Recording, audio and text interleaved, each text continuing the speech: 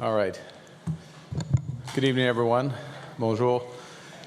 We have just concluded our first Cabinet Planning Forum at Wilson House at Meech Lake.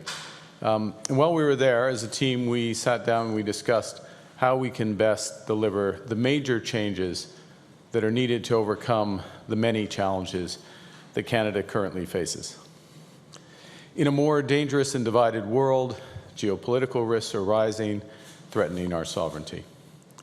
The global trading system, which has helped power Canada's prosperity for decades, is undergoing its biggest transformation since the fall of the Berlin Wall. At home, our long-standing weak productivity is making life less affordable for Canadian families. It's straining government finances and threatening to undermine the sustainability of vital social programs on which Canadians rely. So Canada's new government has an immense responsibility to address these challenges head-on, with focus, new strategies, and determined execution.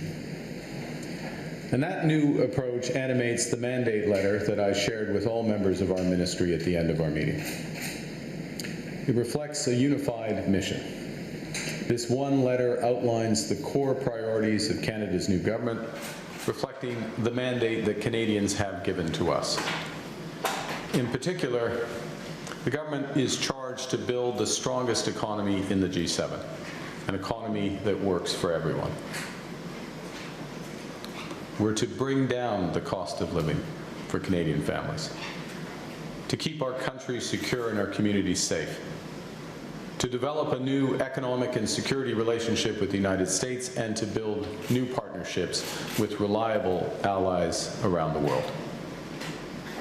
Our team is already acting on this mandate with urgency and determination. This past weekend, I met with U.S. Vice President Vance in Rome, where I reiterated what workers and businesses on both sides of the border have long known, that Canada and the United States are stronger when we work together. Minister LeBlanc is currently in Washington to continue negotiations with members of President Trump's cabinet. And Minister Champagne is meeting with his American counterpart as the minister leads the G7 finance ministers meeting in Banff. Notre nouvelle équipe de ministres a été bâtie pour ce moment charnière, pour apporter les changements que les Canadiens et Canadiennes méritent. Bâtie pour permettre une vraie gouvernance du cabinet, pour que tous aient la capacité et la responsabilité de faire preuve de leadership, d'apporter de nouvelles idées et d'agir avec détermination. The next few weeks and months will be crucial to catalyze the changes that Canadians deserve. This next Tuesday, May 27th, in the speech from the throne, His Majesty King Charles III will outline our government's plan to build Canada strong. On June 2nd, I will chair a major First Ministers meeting in Saskatoon to strengthen the partnerships that are needed to build one Canadian economy out of 13 and to catalyze the significant nation-building projects that will diversify and strengthen our economy. In the middle of June, I will host the G7 and other world leaders in Alberta to address global challenges ranging from energy security to the future of the new global commercial trading system. By Canada Day, our government intends to take action to eliminate all remaining federal barriers to internal trade. This fall, the Minister of Finance will deliver Budget 2025, a budget based on a clear fiscal outlook shaped by a higher degree of confidence in the prospective efficiencies and cost savings across government, greater clarity on the economic impacts of the trade war, and the commitments on new defense investments necessary to secure Canadian sovereignty and to meet our responsibilities to our allies, as will be agreed at the upcoming NATO summit towards the end of June. This budget will be guided by a new fiscal discipline, spending less on government operations so that Canadians can invest more to build a stronger economy.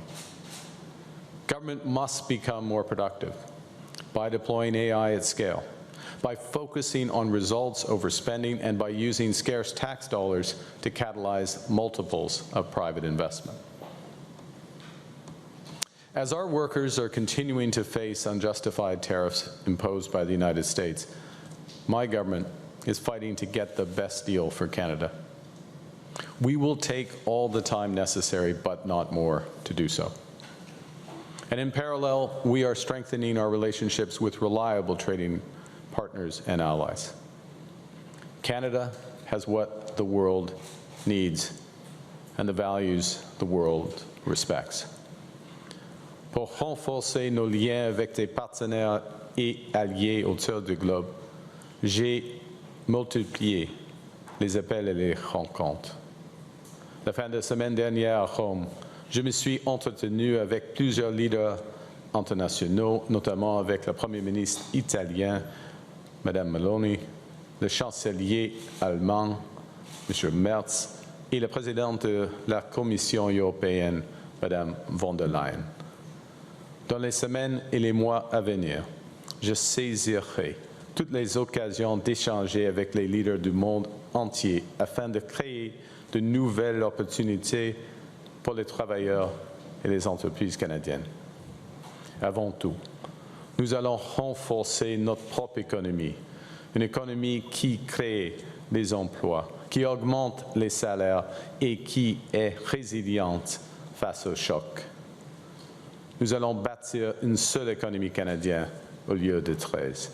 Nous allons identifier et accélérer la réalisation de projets d'intérêt national qui vont relier et transformer notre pays. We will always be guided by our conviction that our economy is only strong when it serves everyone. That means bringing down costs for Canadians and helping them to get ahead. We will put more money in Canadians' pockets with a middle-class tax cut that will take effect by Canada Day, saving two-income families up to $840 a year. We will unleash the power of public-private cooperation, catalyze the housing industry, and create hundreds of thousands of new careers in the skilled trades by building homes faster, at lower costs, and with smaller environmental footprint in construction and greater efficiency once families move in. Nous allons assurer la sécurité du Canada en tant que nation souveraine et celle des Canadiens et Canadiennes au sein de leur communauté. Avec des forces armées canadiennes, des forces policières, une frontière et un code criminel plus fort. Nous allons bâtir la confiance en notre système d'immigration, ramener les cibles à des niveaux viables et plafonner le nombre de travailleurs d'étudiants étrangers, tout en attirant des travailleurs talentueux qui nous aideront à bâtir une économie forte. In the mandate letter released today to Canada's ministry, I encourage my colleagues that we can more than meet our challenges with energy and ambition. That is how Canadians have built the best country in the world, and that is how we will build it even better. It's time to build big, build bold, build now. Merci, and I look forward to your questions. Thank you, Prime Minister. We're now going to begin with the question here. Nous allons commencer avec la période de questions. First question, Captain. CTV News, thank you for taking our questions. The American ambassador told CTV's Power Play today that pulling out of the F-35 deal would threaten NORAD. Do you agree, and do you have an update on the F-35 plans? The second part of your question, the review of the F-35 contract is ongoing. There's many factors that come into that. Interoperability, so that would relate to the NORAD element there. Value for money, broader Canadian industrial impacts, all of those are factors that are under consideration. So it's, I didn't see the ambassador's specific comments, but those are factors that are part of an ongoing review of the contract. The ambassador also said that there haven't been formal talks on the Golden Dome. Should Canada take part in that project, and how much would you be willing to spend on that? Okay, well, I'm not going to put a price tag on the second part of your question. I think I'll say the following about the situation with air defense or ballistic missile defense, intercontinental ballistic missile defense, broader defense against, including potential missiles that in the not too distant future could come from space. I mean, these are some of the threats that our nation faces. We take those threats seriously. We take our responsibilities as a government seriously, as I just said.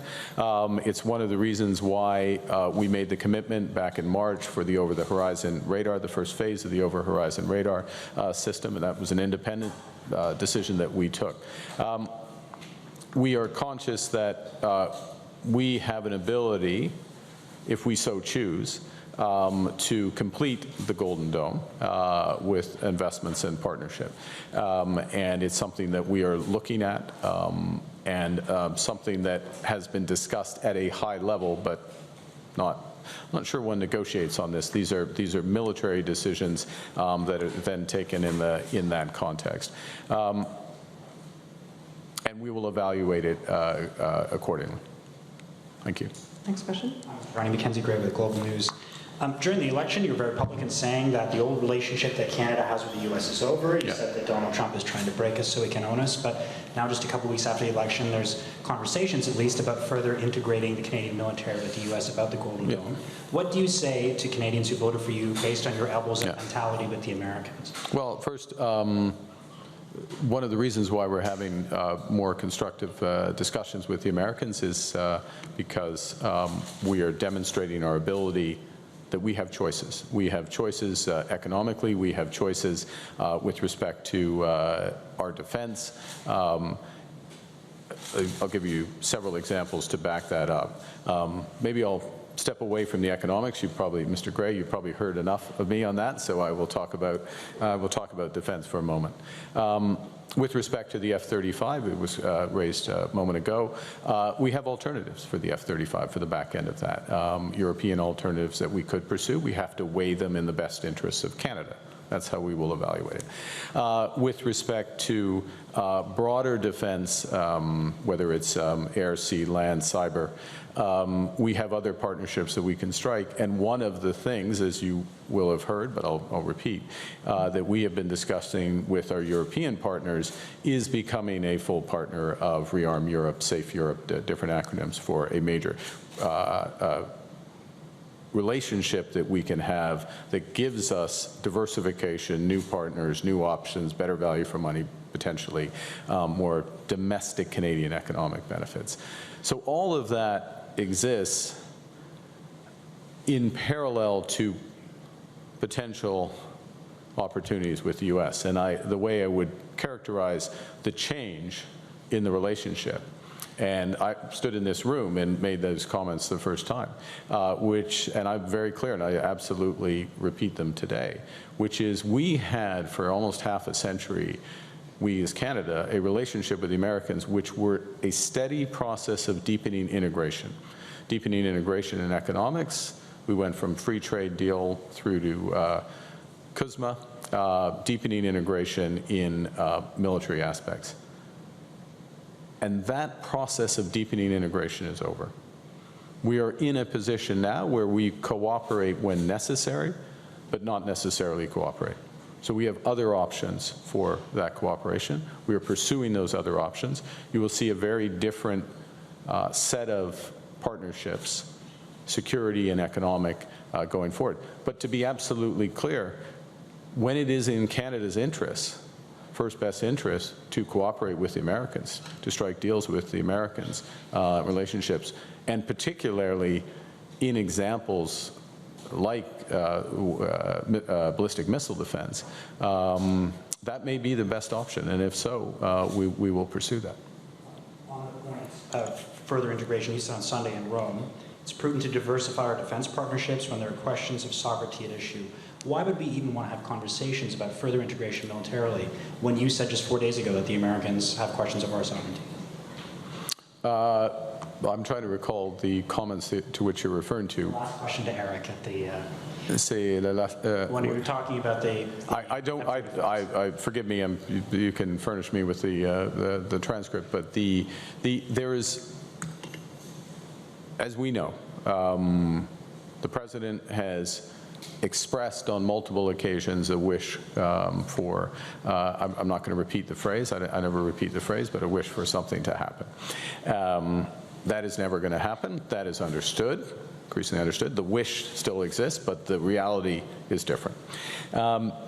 First point. Second point, there are cases where it is in our interest to be integrated with the U.S. market. The automobile sector. My entire life, our automobile sector has been integrated with the U.S. The Auto Pact was struck the year I was born. There are elements of our security relationship where it can make sense, but not all elements of our economic relationships or our security relationships does it make sense, and we are actively and aggressively pursuing alternatives. Prochaine question. Radio. Bonjour, Juliane Lapointe de Radio-Canada. J'aimerais vous entendre en français sur est-ce que vous pensez que c'est une bonne idée de participer du côté du Canada au Dôme d'or? Et Donald Trump semble indiquer que c'est le Canada qui a appelé pour manifester son intérêt. Est-ce que c'est ce qui s'est passé? En ce qui concerne les discussions avec les Américains sur le Dôme d'or, il y a des discussions depuis quelques années entre les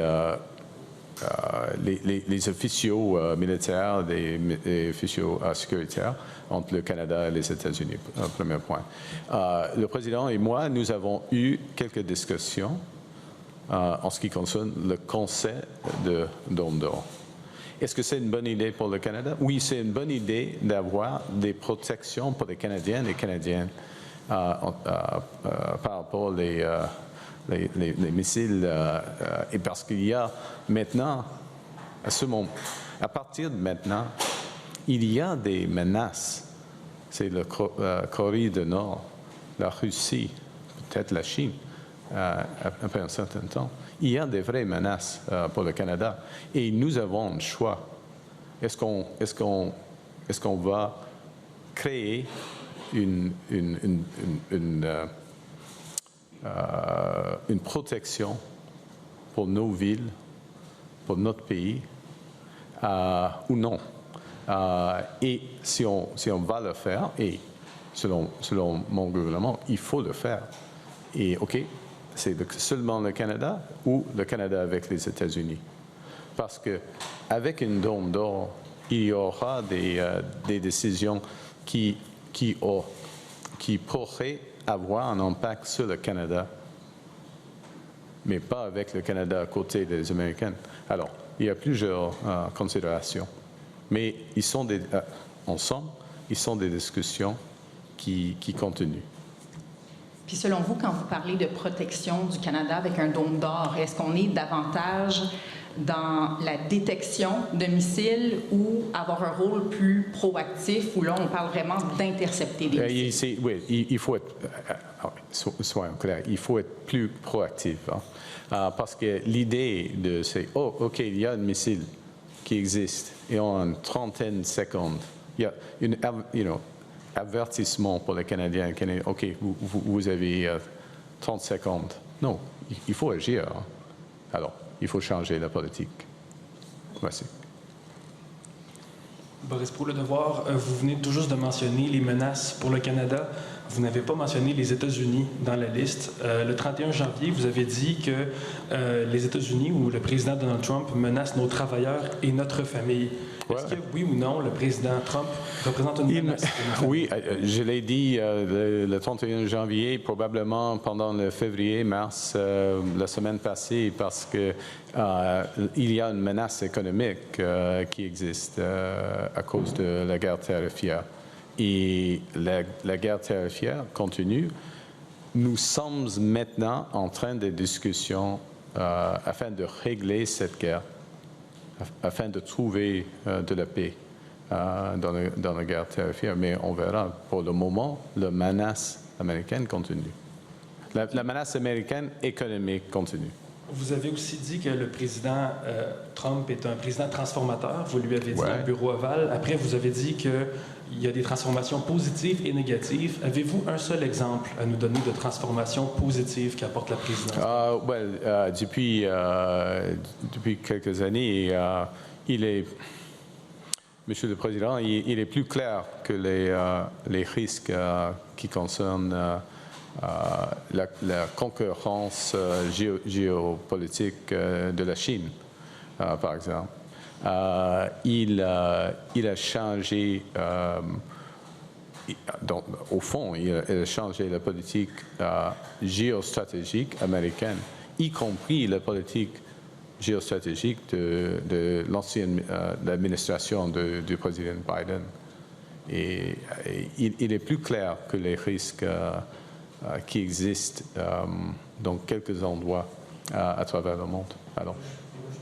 The question was about positive aspect of President Trump's transformation, and my example was, and I was starting from his first presidency, about clarity about geopolitical and economic competition from China. And I think we have seen that but that intensified through the Biden administration, the reaction to that. So he was right about that. There's been a reaction to that. That has changed aspects of the game, and there are other aspects like that. Next question. Wait.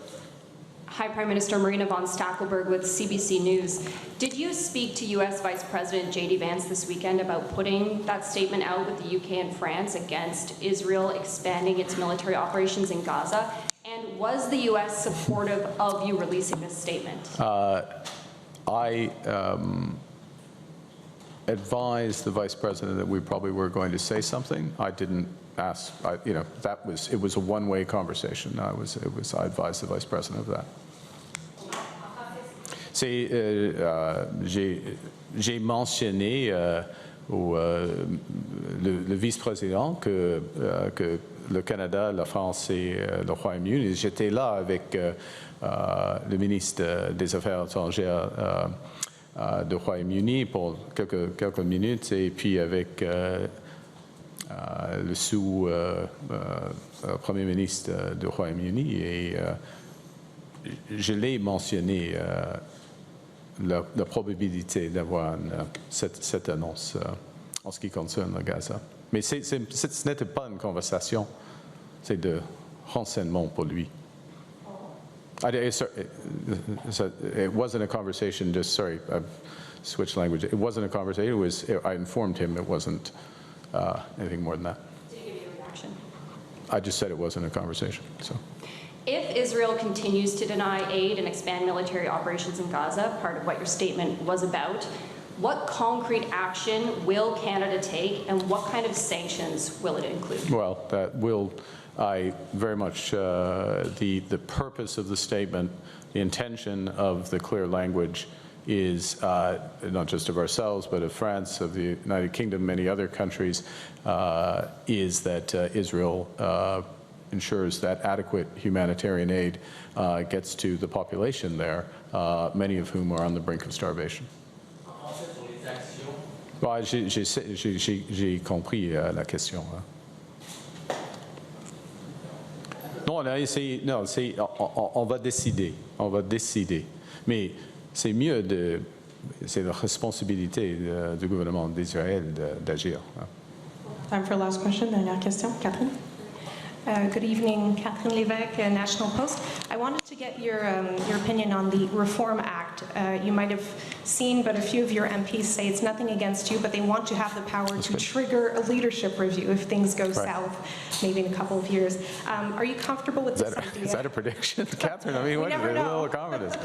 Are you comfortable with that idea so early in your mandate? Well, I'll say the following, which is that the Reform Act, all parties in Parliament, all recognized parties in Parliament are bound by the Reform Act. It's the law of the land. And therefore, there are these 4 votes consistent with the Reform Act that will take place. They'll take place at the first caucus meeting, which is Sunday. So it's just... That idea. Well, I observe that this will happen. there'll be these votes. And just really quickly, I wanted to get your reaction on the IDF who fired some shots at some Canadian diplomats. Does that change your stance on Israel? Should we impose sanctions? Well, the Israeli ambassador has been summoned to Global Affairs to see the minister and explain. We expect a full investigation. We expect a immediate explanation of what happened. It's totally unacceptable. It's some of many things that are totally unacceptable that's going on in the region. C'est absolument pas acceptable, cette situation. Et c'est la responsabilité de l'ambassadeur d'Israël de faire une explication à nous. Et c'est la responsabilité du gouvernement d'Israël de faire une explication. Mais c'est un autre exemple. C'est un autre exemple c'est un autre exemple des affaires qui ne sont pas acceptables. Merci. Okay, merci. Merci, c'est ce qui m'a beaucoup. fait à notre conférence de presse. Thank you. Okay.